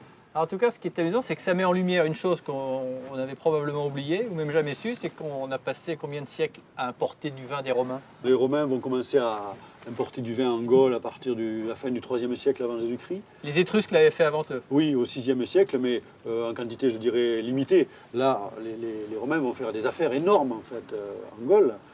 Diodore Sicile, qui est un contemporain de César, écrit que les chefs gaulois sont prêts à échanger contre une amphore de vin leurs propres esclaves, leurs propres serviteurs. Ah oui, donc ça a eu un succès immédiat. Tout à fait. Un franc succès. C'est pour cette raison d'ailleurs que les Romains vont très vite éditer une loi qui interdira aux sénateurs romains de faire commerce de plus de 300 amphores par bateau, pour éviter que, au taux d'un esclave contre une amphore, ils ne deviennent les maîtres de la République. Ce bateau, il allait où Vraisemblablement sur Marseille, hein, puisque là on est très proche de la grande capitale, et c'est là qu'on a le plus grand centre de consommation, mais aussi de redistribution de ce type de produit. Le Minibex va rejoindre son port d'attache. Sa route jusqu'à Marseille longera les Calanques, impressionnant massif dont la formation remonte au Jurassique et au Crétacé. Environ 80 000 ans avant notre ère, la Terre est soumise à un climat extrêmement froid. Les calottes glaciaires s'étalent jusqu'en Europe. Le niveau des océans baisse de 120 mètres.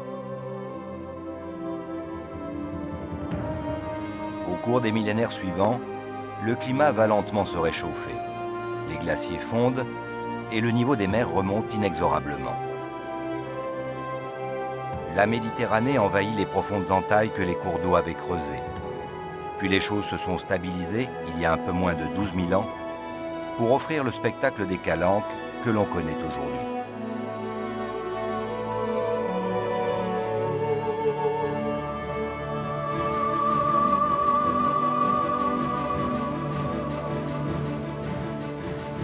Ce bateau pneumatique se dirige vers le pied de la falaise du Cap Morgiou. À son bord, Nicolas Hulot est en compagnie de Jean Courtin, directeur de recherche au CNRS, préhistorien et plongeur.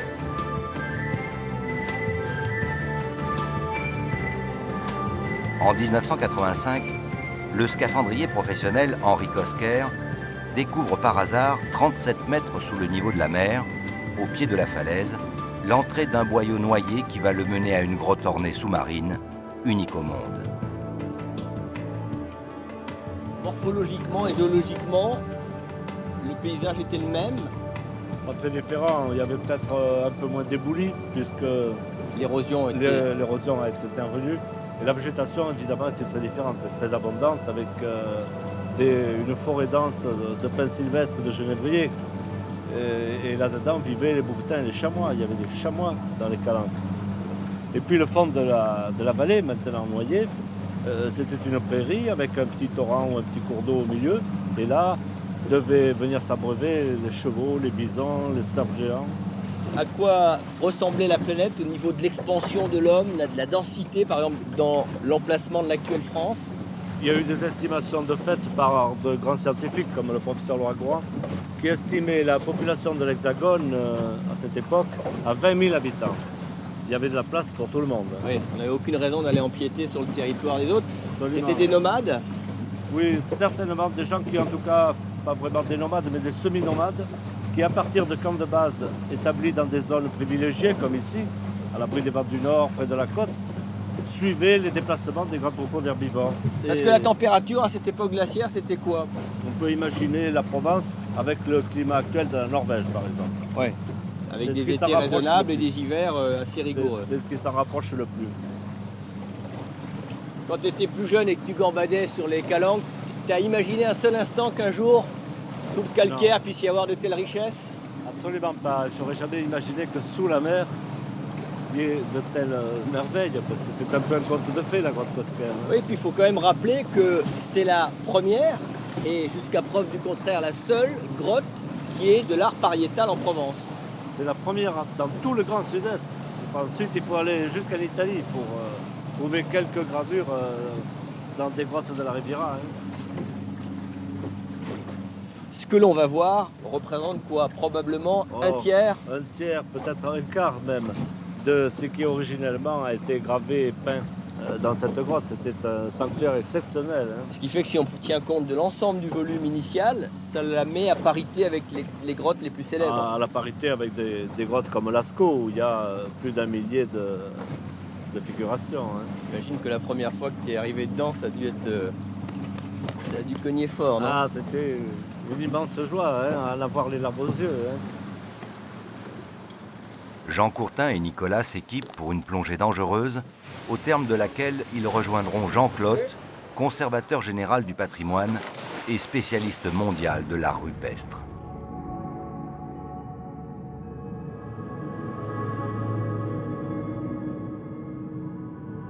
La descente ne présente aucune difficulté pour un plongeur aguerri. La paroi verticale sert de point de repère et la lumière du jour perce facilement les eaux limpides de la Méditerranée. Il ne faut guère plus de 2 minutes pour atteindre le pied de la falaise et apercevoir l'entrée d'une étroite galerie, d'ordinaire obturée par de gros blocs de béton. Une mesure de sécurité décidée par le ministère de la Culture.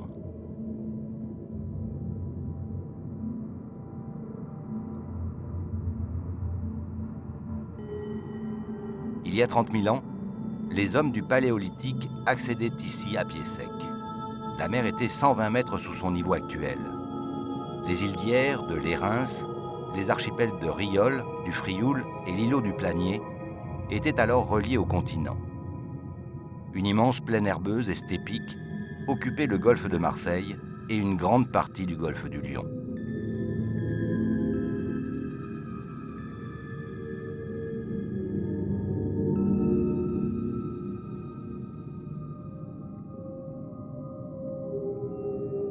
Nicolas et Jean Courtin progressent lentement dans la galerie en suivant l'indispensable fil d'Ariane. L'endroit est uniquement peuplé de quelques splendides et timides langoustes, crevettes et homards, ayant trouvé là, dans l'obscurité totale, une cachette inexpugnable.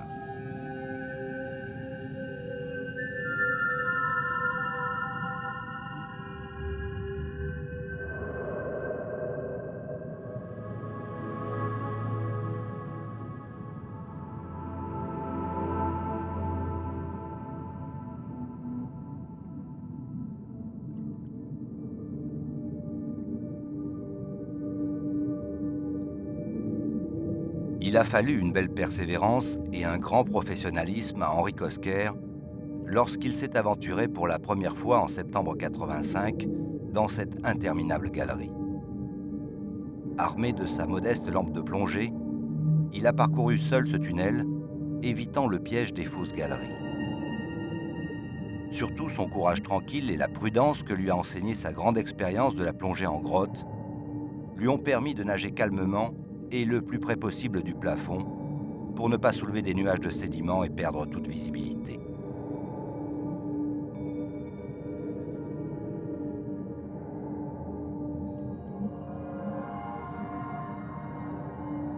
En septembre 1991, un horrible drame va endeuiller ce lieu. 4 spéléologues plongeurs visitent les tombants du Cap Morgiou et s'engagent par hasard dans cette galerie. Mal équipés pour entreprendre l'exploration de grottes profondes, ne disposant pas de scaphandres de secours et surtout d'aucun fil de vie, ils vont s'égarer dans des salles sans issue. L'affolement puis la panique feront le reste. Un seul d'entre eux parviendra à retrouver la sortie. Les hommes nagent depuis une dizaine de minutes et ont déjà parcouru 165 mètres. La galerie s'élargit, l'eau de mer se trouble par endroits, ce sont des infiltrations d'eau douce. Des concrétions noyées apparaissent nombreuses, annonçant la fin du tunnel.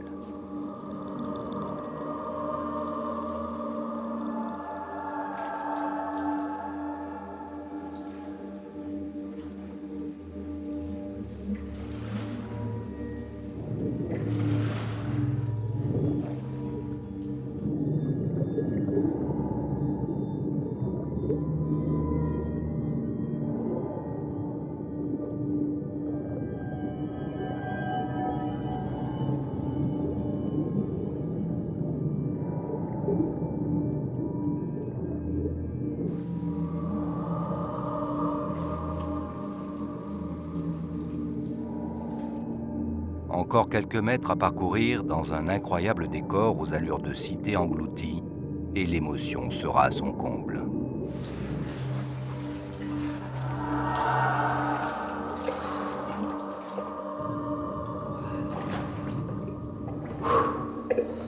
L'arrivée est assez géante. Ah, la salle est magnifique. Oh là là là. Je me disais là, en palmant le plus doucement possible dans le siphon, c'est exactement le cheminement que les hommes de Cro-Magnon, il y a 18 000 ans et 28 000 ans. Et 28 000 ans, ont emprunté. Ont emprunté, mais Mais eux, à pied eux, sec. à pied. À pied sec, bien sûr. Mais il faut s'imaginer ces hommes qui avaient peur de l'obscurité. Le domaine souterrain a toujours été répulsif pour l'homme, jusqu'à une date récente, jusqu'à l'engouement pour la spéléologie. Dans l'Antiquité, le domaine souterrain, c'était le domaine des morts, le domaine des enfers. Et pour les gens de la préhistoire, ça devait être un monde effrayant, celui des esprits. Personne n'y allait. On n'y venait pas pour y séjourner. On y venait... Jamais. Les gens habitaient dans les entrées de grottes, dans les abris sous roches, à la lumière du jour. Et l'homme de Cro-Magnon est d'ailleurs le premier qui a pénétré aussi loin sous terre. L'homme de Néandertal, tous ses prédécesseurs ne sont jamais aventurés dans les grottes profondes. J'imagine l'émotion qu'a dû avoir Henri Cosquer. Qu'est-ce qu'il a vu en premier, Henri? Il n'a pas vu évidemment les peintures et les gravures. Il a vu la grotte, il a vu les concrétions, il a admiré les stalactites, il a admiré les couleurs de tous ces piliers stalagmitiques au ocre scintillant. Et la première figuration qui a attiré son œil, qu'il a interpellée, c'est la main rouge, la grande main rouge qui est là-haut à droite. Et quand il a vu la main sur la paroi, il s'est posé des questions. Et c'est à partir de là qu'il a inspecté les parois et qu'il a découvert petit à petit les chevaux, le bison, les pingouins, tous les animaux peints et gravés. Insensé. Je comprends que c'est presque suscité un peu de suspicion parce que c'est tellement énorme en termes de découverte. Oui, c'est un conte de fées. Hein. Parce que des grottes préhistoriques immergées, il y en a beaucoup sur la planète. C'est la seule au monde. Hein. C'est la seule oui. au monde. On va se déséquiper oui. Pour pouvoir continuer la visite.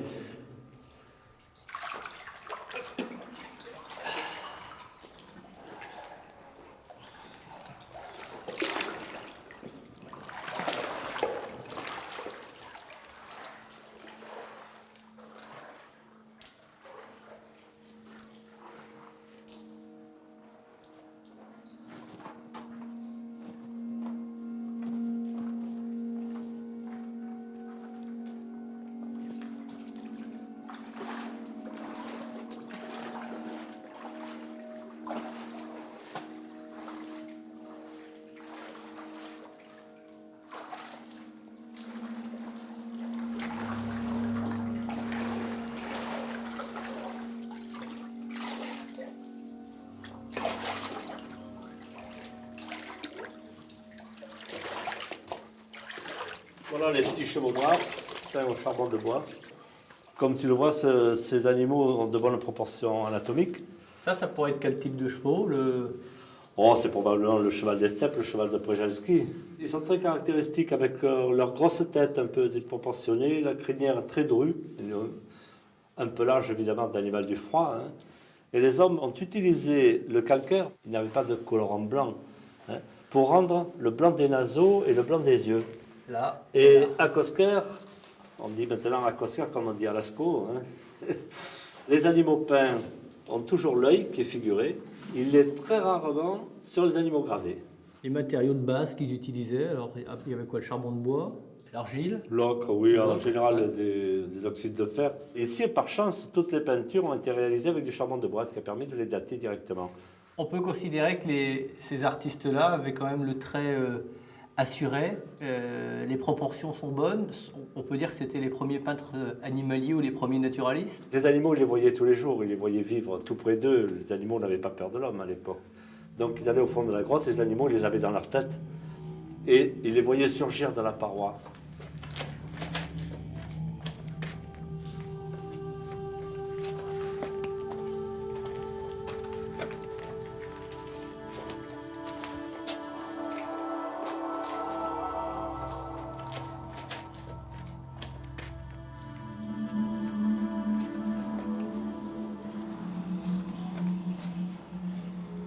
Il y en a partout, partout. Il n'y a pas un centimètre carré qui ne soit pas couvert de tracés ou de gravures. Hein. Quel plus beau témoignage on peut avoir ou espérer sur la faune de l'époque quand même. Ouais, là voilà, les fameux pingouins. Oui, là, oui.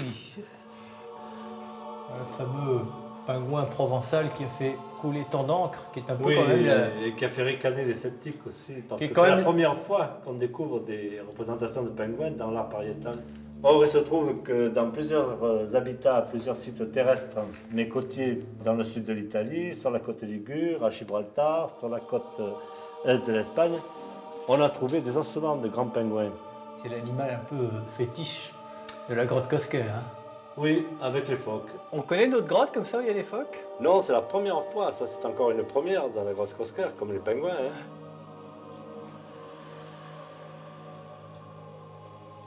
Alors là, il faut grimper un petit peu. Attention à ne pas glisser. Il faut avoir l'œil, hein, parce que tout ne se distingue pas au premier passage. Hein. Non, et tu vois, le trait est très fin. Hein. Le trait très fin, il y a une certaine hauteur, ce qui suppose là aussi soit quelqu'un juché sur les épaules de l'autre, soit un système, peut-être un morceau de bois. Ou... Quelle taille il faisait à cette époque-là? Il était très grand, les hommes étaient très grands, 1m90.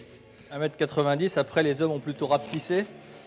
Curieusement, les hommes ont rapetissé à partir du Mésolithique et au Néolithique, alors à l'époque des agriculteurs, à l'âge du bronze, la taille décroît. Et maintenant, ça reprend un peu. Oui. Alors ça, moi, c'est ce qui m'épate le plus dans cette grotte, parce que tu as l'impression que il y a des visiteurs qui sont passés la semaine dernière. On a du mal à réaliser que ce sont les restes d'un foyer qui a probablement 20 000 ans. Quoi. 20 000 ans. Oui, les charbons sont assez bien conservés. D'ailleurs, on en a prélevé pour des analyses radiocarbone et puis paléobotaniques. Et c'est du pin sylvestre. C'est du pin sylvestre comme tout le reste de torche de la grotte. Donc un bois qui flambe bien, qui éclaire bien. C'est un foyer d'éclairage. C'est pas un foyer culinaire. D'ailleurs, dans les grottes ornées, pas plus ici qu'ailleurs, on n'a jamais trouvé de restes de nourriture, d'ossements d'animaux consommés. C'est un foyer qui était bien situé d'ailleurs. Il éclairait toute cette partie de la grande salle. Et je pense aussi à éclairer l'arrivée.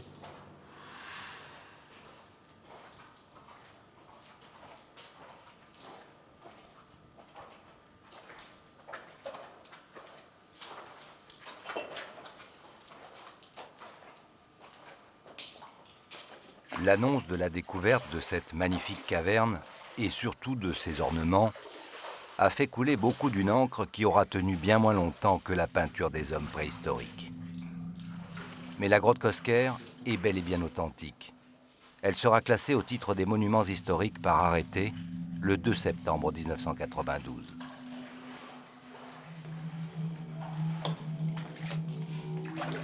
Attention à la pente qui est très glissante.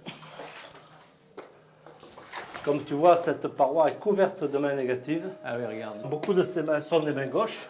On pense que la droite tenait la torche. Donc il y avait autant de droitiers dans la population qu'actuellement, une proportion plus importante que de gauchers.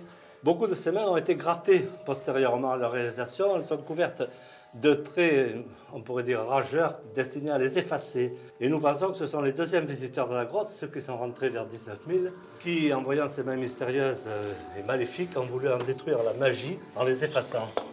Alors on va monter jusqu'au sommet.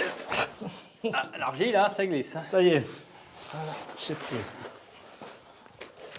Alors là, il y a une main magnifique avec l'avant-bras qui est figuré. C'est assez rare que l'avant-bras soit figuré.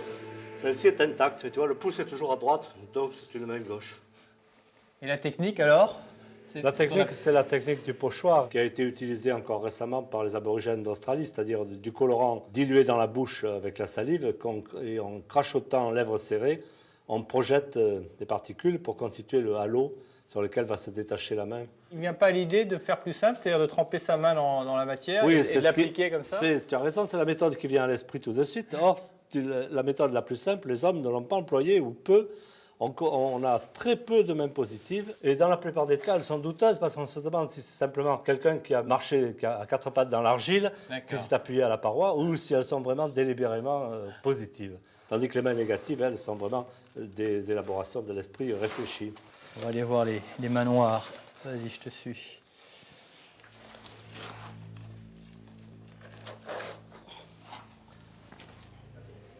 Ce qui est assez curieux, c'est en fonction de quoi ils utilisaient tel ou type de surface plutôt qu'une autre, parce qu'on a l'impression que ça n'obéit pas toujours à la raison. Si, parce que cette draperie, c'est le panneau le plus proche du puits. Je pense que c'est en liaison avec le puits. Là, il y a un puits, c'est ça. Le grand puits profond, qui à l'époque était hors d'eau, bien entendu, que c'est un gouffre effrayant, parce qu'avec leur torche, même en se penchant au ras du bord, ils ne pouvaient pas voir le fond. Donc ce puits a certainement joué un grand rôle dans la magie de cette grotte. On l'a vu avec les mains qui sont toutes sur la paroi droite de la grotte, qui suivent cette paroi vers le puits. Les doigts raccourcis, ça signifie quoi? Alors ça, c'est une grande question parmi les préhistoriens. Il y a eu plusieurs hypothèses qui se sont succédées dans le temps, bien entendu. La première, c'était celle de l'abbé Breuil, qui voyait des mutilations volontaires, des mutilations rituelles. Il s'appuyait sur quelques exemples connus en éthologie.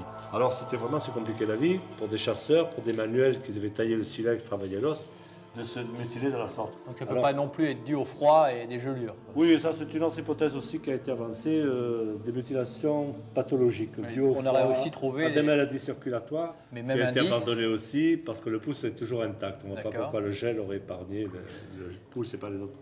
Et deuxièmement, argument de poids, dans aucune sépulture de cette époque, on a trouvé d'individus avec les mains mutilées. Alors le professeur Leroy-Gourhan a émis la première hypothèse, c'est celle à laquelle nous nous rallions, c'est qu'il s'agirait de doigts repliés, non pas de doigts mutilés. De doigts repliés, et là, on a de bons exemples ethnographiques chez les aborigènes d'Australie, chez des peuples chasseurs, pour correspondre silencieusement quand on approchait le gibier, tu vois. D'accord. Sinon, à ce propos, on a une idée si le vocabulaire était aussi riche à l'époque que maintenant? Eh bien, les hommes et les femmes de Cro-Magnon possédaient le même cerveau que nous, hein. Donc, ils avaient les mêmes facultés d'élocution, ils avaient certainement un langage très riche, ne serait-ce que pour transmettre les techniques du travail de la pierre ou de l'os, qui sont quelquefois très compliquées. Hein. On a une idée assez précise, Jean, de la manière dont les hommes de Cro-Magnon, à cette époque-là, étaient vêtus? Oui, on en a une idée même très précise. D'abord, grâce à un petit instrument qui paraît anodin, qui est l'aiguille. L'homme de Cro-Magnon a inventé l'aiguille en os. Et grâce à ces petites aiguilles, avec des crins de la queue des chevaux ou des bisons ou des tendons d'animaux, ils ont pu mieux assembler les fourrures dont ils formaient leurs vêtements pour résister au froid. Et puis, dans des tombes du Paléolithique supérieur, on a trouvé des individus qui avaient été enterrés avec leurs vêtements. Et le long des coutures des vêtements avaient été cousues des petites pendeloques en os, en ivoire de mammouth, en coquille, etc., qui dessinaient la forme des vêtements. Donc on sait que leurs vêtements ressemblaient tout à fait aux vêtements traditionnels des Esquimaux du début du siècle. C'était pas du tout des êtres frustes avec des peaux de bêtes sur les épaules. Absolument pas, absolument pas. Ça, c'est l'image qu'en a souvent le public, peu informé, qui voit l'homme préhistorique avec une peau de bête vaguement jetée sur les épaules, les fesses à l'air dans le blizzard. C'était pas du tout le cas. Ce qui est amusant, c'est de voir qu'avec plusieurs milliers d'années d'écart, les mêmes hommes, enfin des hommes différents confrontés aux mêmes conditions climatiques, peuvent adopter les mêmes techniques, notamment vestimentaires. C'est un peu ce qu'on appellerait dans l'évolution une espèce de convergence évolutive. Nicolas laisse Jean Courtin à ses observations pour rejoindre Jean Clotte, conseiller à la sous-direction de l'archéologie, conservateur général du patrimoine et l'un des meilleurs connaisseurs mondiaux de l'art rupestre.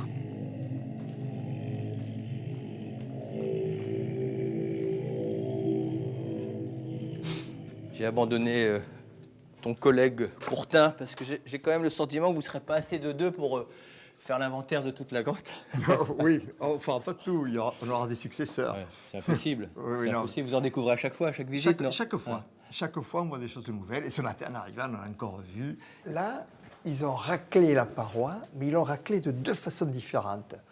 D'une part, ils ont raclé le blanc, le mode milch, cette matière blanchâtre qui est une calcite décomposée en quelque sorte. Ils en ont pris, et puis ils ont raclé le rouge.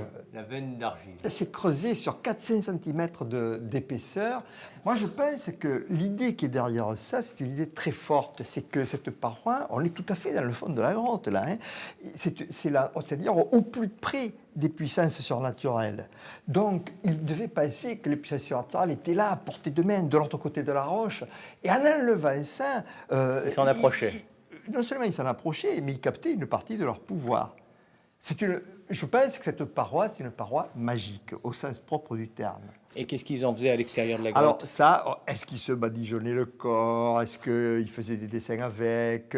Est-ce qu'ils faisaient ce qu'en Afrique on appelle des médecines, c'est-à-dire des filtres ou autres magiques, des décoctions pour soigner les malades, etc. Ça, on ne peut pas le savoir, bien entendu. À cette période-là, les hommes étaient beaucoup plus raffinés et délicats qu'on l'imagine. Oui, ils étaient comme nous. Ils avaient la même dentition. On sait s'ils étaient chevelus ou... c'est difficile de le savoir. Non, ils n'étaient pas plus poilus que nous. Ouais. Non, ils étaient comme nous. C'était des gens comme nous, comme les aborigènes australiens, comme les Indiens d'Amérique. Depuis 40 000 ans en Europe, on a la même espèce humaine qui est sortie il y a peut-être 120 000 ans à peu près d'Afrique et puis qui s'est répandue dans le monde entier. Et à l'époque, on vivait jusqu'à quel âge à peu près? Parce que ça, on le sait facilement maintenant. Oui, mais ça alors, c'est une autre paire de manches. Là, ils ne vivaient pas comme nous. Ouais. Hein. C'est-à-dire qu'ils avaient les mêmes possibilités que nous. Il pouvait y avoir un type qui arrivait jusqu'à 80 ans de façon tout à fait exceptionnelle. Mais en général... 40 ans, quoi. Oui, maximum. Hein. La plupart des femmes mouraient... enfin, pas la plupart, mais beaucoup mouraient au moment des grossesses.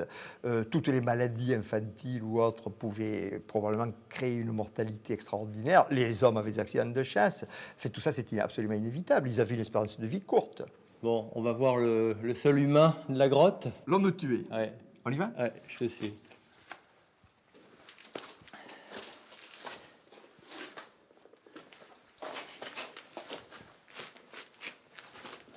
Par là.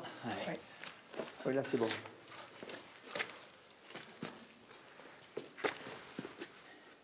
Voilà. Ah bah tu connais par cœur ta grotte. Voilà.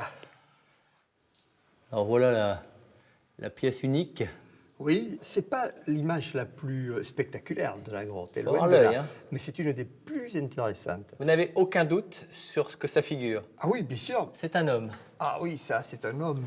Il a des moustaches de phoque. Il a des moustaches de phoque, mais on voit très bien que c'est un homme puisqu'on voit la nuque, on voit le dos, les fesses qui sont indiquées, et puis surtout, il y a le bras qui est levé avec une main à 5 doigts. Donc, c'est pas du tout un animal. Et alors, pourquoi il y a une telle disproportion entre la représentation animale et une seule représentation humaine? Ça, c'est classique en art préhistorique. Il y a très peu, dans l'art paléolithique, il y a très peu de représentations humaines. Parce que la plupart de leurs forces spirituelles avaient des images animales. Leurs dieux, si on peut dire, étaient des animaux, la plupart du temps. Et les hommes qu'on a, assez souvent, sont transformés. Celui-là, il est transformé. Mais avec une symbolique. avec une symbolique très forte, puisqu'il est mort, il est doublement mort. Il est mort par sa position et par le harpon qui le transperce.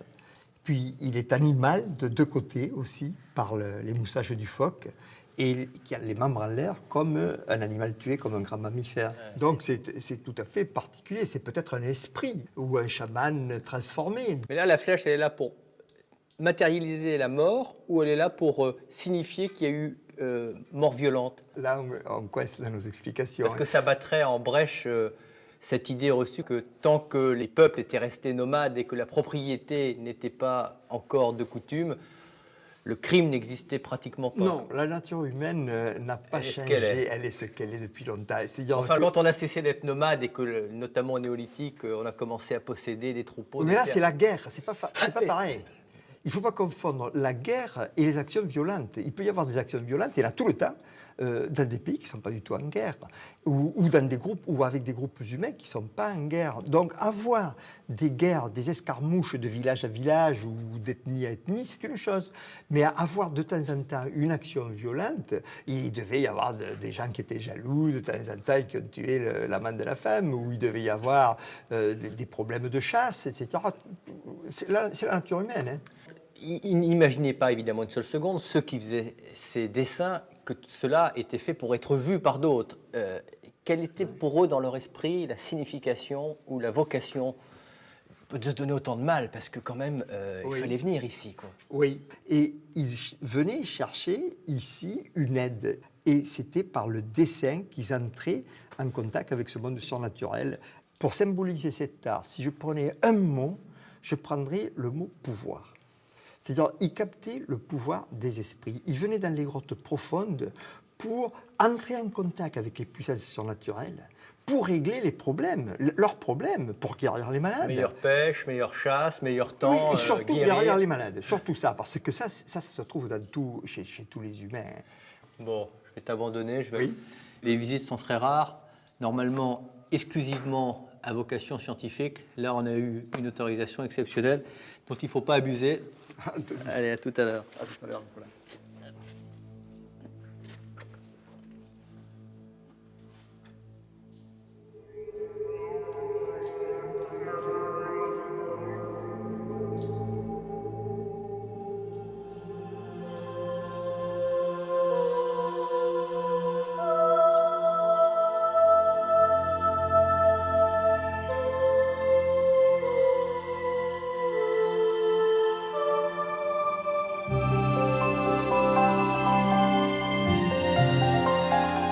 Nicolas a laissé Jean Clotte et Jean Courtin déchiffrer les murs de la grotte Cosquer comme autant de pages d'un livre très ancien sur l'histoire des hommes.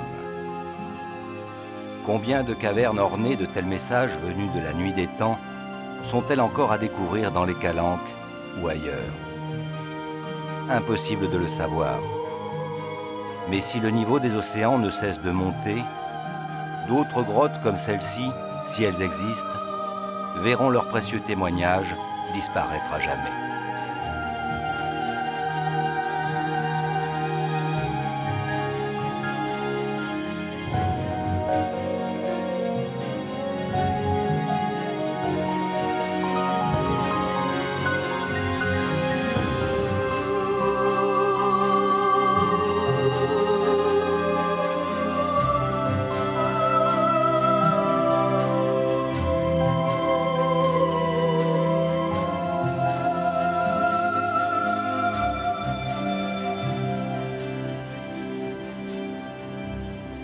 Nous a tellement bouleversés qu'on n'aurait pas été étonné en sortant en lieu et place du golfe du Lion de voir une immense plaine, une steppe avec ça et là quelques-uns des animaux qu'on a vus sur les parois de la grotte Cosquer. On a du mal d'ailleurs à imaginer que sous ces splendides, mais d'ailleurs fragiles calanques de Marseille, sous le calcaire se dissimulent de tels joyaux. Et quand on pense que 17 000 ans nous séparent des derniers visiteurs de la grotte Cosquer, c'est probablement le temps qu'il a fallu à l'homme, malheureusement, pour passer progressivement du spirituel au matériel. Et l'homme s'est peu à peu privé de ce contact pourtant si essentiel avec la matière et avec la nature. Peut-être une des causes d'ailleurs du désarroi actuel de l'homme moderne. Enfin ça c'est une vaste question. Je repense à ces oiseaux qui nous ont accompagnés depuis le début, les oiseaux de Jacques Perrin d'abord et les grands pingouins de la grotte Cosquer ensuite. Et me revient en mémoire cette phrase d'un ornithologue américain, McMillo, au XIXe siècle, qui disait à propos des condors, mais cette phrase vaut pour n'importe quel animal, il disait « Il faut sauver les condors, non pas tant parce que nous avons besoin d'eux, mais parce que nous avons besoin des qualités humaines pour les sauver, celles-là même qui nous seront utiles pour nous sauver nous-mêmes. » Bonsoir.